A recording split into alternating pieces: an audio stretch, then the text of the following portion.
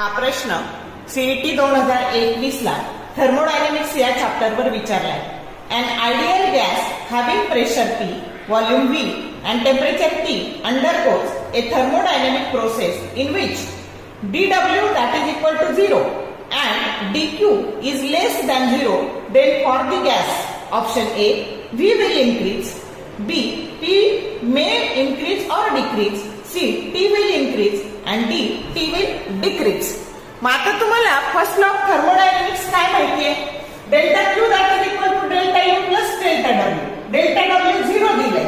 मग change in internal energy आणि heat supply हे इक्वल असणार आहे.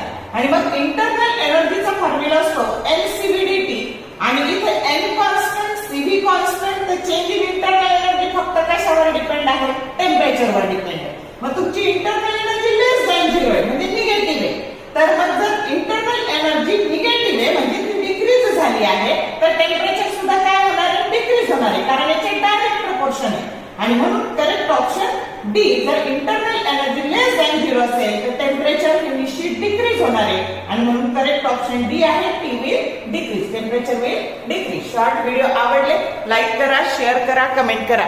For more useful tips and tricks keep watching wings of physics. Thank you very much.